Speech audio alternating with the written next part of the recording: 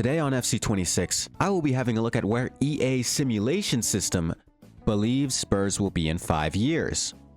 Now, considering EAFC is a weird game, and if you just simulate, there will be no transfers made while you are in the sim, so your team will just eventually deteriorate and not be as good. But to subvert this, I will be managing a different team, some other team in the Prem probably, maybe Liverpool, or just a team that I know will consistently stay in the Prem, simulate 5 years with them, and switch back over to Spurs, see all the changes that have been made, and simulate a season with them to see where they would end up, see how they perform that year, and that will give us a baseline, kind of an idea of where would Spurs be in 5 years, according to EA Simulation System. Given that EA Simulation System is honestly not that bad, all things considered. They have guessed the World Cup winners, I believe 2 World Cups in a row, but still, it's not a perfect simulation system, so I am curious as to see what the game thinks about Spurs' future, who they will sign, maybe what they will win. Probably not that, because kind of hard to see that once you've left the club and then rejoin later on. But it will be exciting regardless to see the team, see maybe some of the future players, like for example Lucas Bergvall. Will he still be on the team, and will he fulfill his potential? Will he be like 87 to 90 overall in the future, or will it be a disappointment? Will Xavi Simons become the main guy at Spurs? Will he be the new face of Spurs? Will someone like Young Min Hyuk come back from loan on Portsmouth and fulfill his potential and play crazy football? Will Wilson Odobert fulfill his potential? Will he be as good as he seems for the under-21s French national team? Will Kudus even still be around? Will Brennan Johnson still be there? There are many questions that I'd like to have answered, especially someone like Mathis Tel, who has amazing potential, and I'm really just excited to see where that ends up for him. So let's jump over 5 years later, have a look at the Spurs squad, and then we can get into the simulation with them. So let's head on over 5 years into the future and look at Spurs squad then. So here we are, 5 years later. I'm Daniel Fark. Don't ask me why, I just think his name is kind of funny. I had to transfer over to Spurs. It is currently the 2030-2031 season, 5 years into the future. And let's have a look at what Spurs is looking like. Immediately I can see unfamiliar face, but I do see Kulusevski, Tel, and Xavi Simons all still in the squad. Kinski is the new number 1. In fact, he's not. The new number 1 is someone that goes by the name of Osman Bulut, who is an auto-generated player. The left back is Simon Hrgovic. I don't know who this guy is, but he's a real player, that's for sure. And he's only 26 by the time of 2030. That would mean he's quite young in the real world right now. Spurs have also signed Tosin, who is now 32 years of age. Kevin Danso is still around, now 31 years old. Dragusin is still around, now 28 years old. Van de Ven is still here, 29 years old now. Kota Takai, very surprisingly in my opinion, is still around at 25 years of age, 79 overall. And Ashley Phillips has grown a lot more than I'd expect. Some other prospects here, Alfie Dorrington, notably. Lorente is here at 35 years of age, but he is retiring. And Pedro Porro is an 85 overall at 30 years of age. He's still here. I'm a little bit surprised by that one. Tyrese Hall is also there. Bentancur is still at the club, now 33. Archie Gray is an 84 overall at 24 years of age. Very solid player. Manor Solomon is somehow still here at 30 years of age. George Abbott is still here, 24 years old now, 77 overall. James Madison is still playing at the club, 33 years old now, at an 83 overall. But Kulusevski, 30 years old, 86 overall, still at the club, along with Pap Matarsar, who is now 27 years old and 84 overall. Xavi Simons is an 87 overall, 27 years of age. Alfie Devine is 83 overall as well, 25 years of age. Jamie Donnelly is still around. And look at that, Young Min Hyuk is still at the club, 24 now, 82 overall. New face at the club here, Angelo, 83 overall, a Brazilian 25-year-old, so quite a prospect. Ferran Torres is now at Spurs and is 86 overall, 30 years of age. Wilson Odobert is still here as well, 25 now, 83 overall. Honestly, a solid player. Mathis Tel is 86 overall, so you could say he at least lives up to the tagline of exciting prospect. Whether or not you'd like to claim that he lived up to his full potential is up to you. Alejo Veliz is still here as well, 26 and an 80 overall. So the team is honestly not that bad. The best player on the team is Xavi Simons, who is an 87 overall, followed by Kulusevski and Tel, as well as quite a few others. In fact, the auto-generated goalkeeper is also an 86 overall.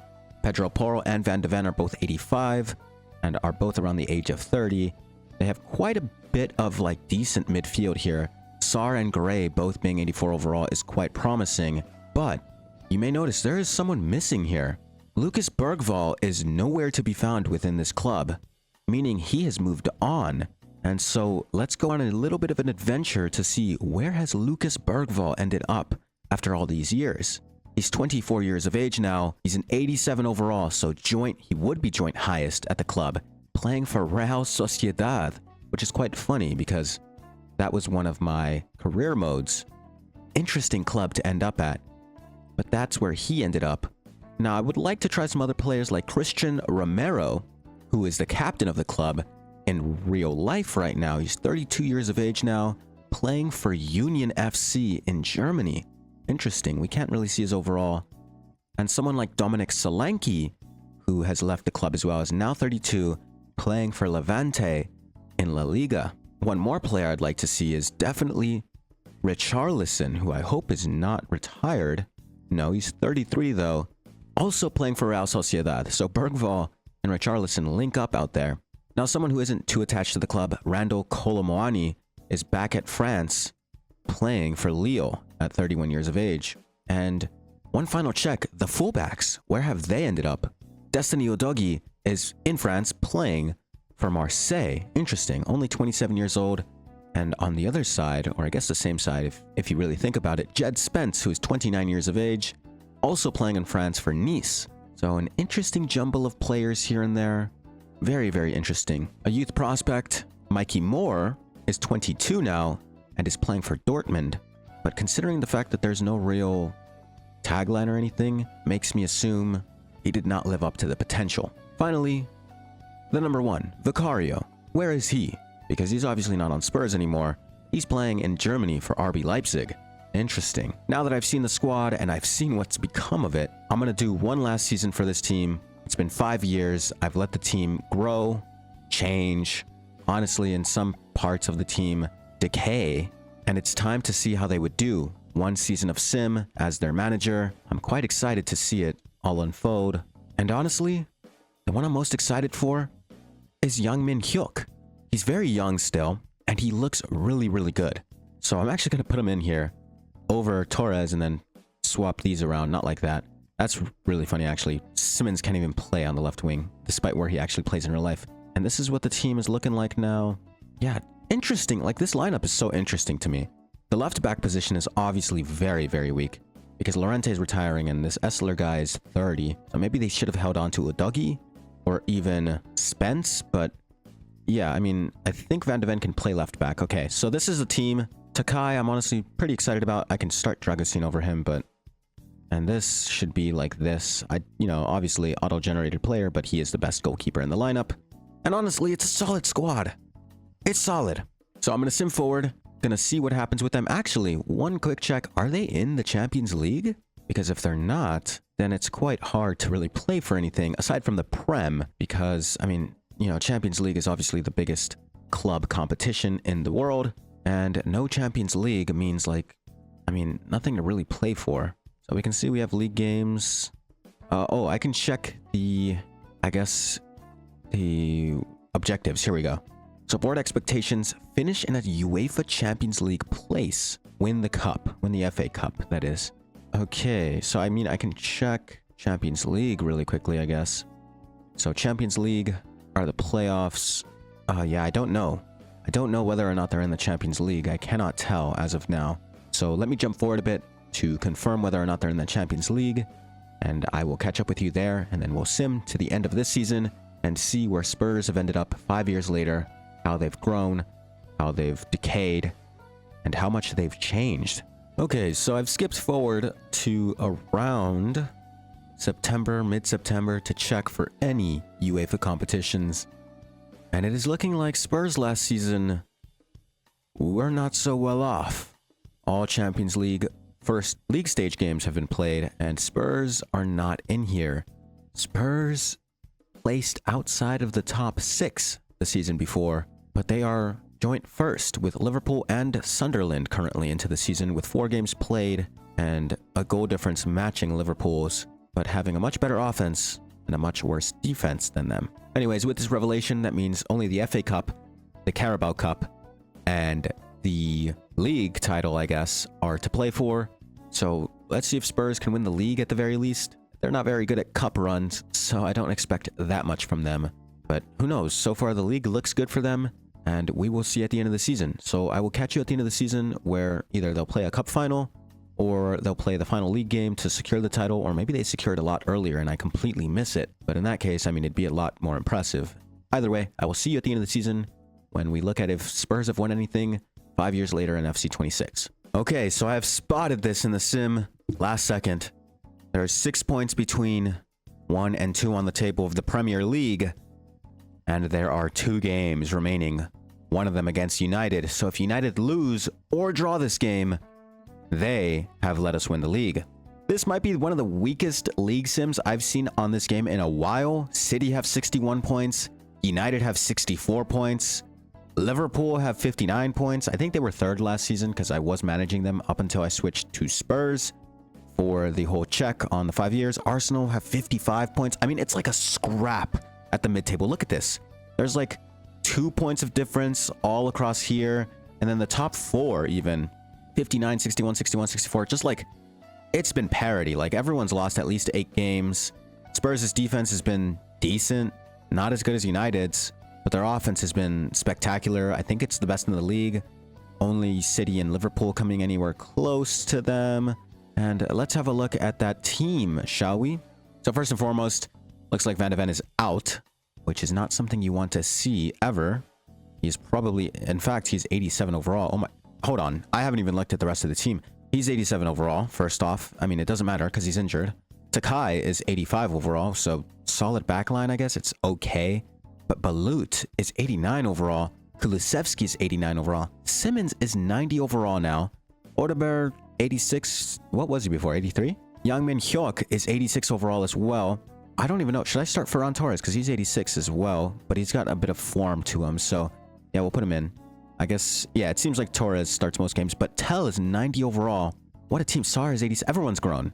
Even Poro with +1. I think Danso was only 81 at the start of this season. So I want to see, like, everyone's performances here. Tell, 29 goals, 4 assists. Only 7 clean sheets for Bullet, but, I mean, he's done what he has to do.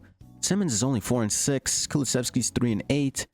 3 and 4. I mean, Hyuk has scored 17 goals. Very impressive for him. 16 from Ferran Torres. Odegaard has 3. And that's about it. Like, it's not like anything crazy stats-wise, but, I mean, the growth has been immense. Don't know what that's about, but this is the big game that decides the league. We're going to sim it, normal sim. So that's the lineups.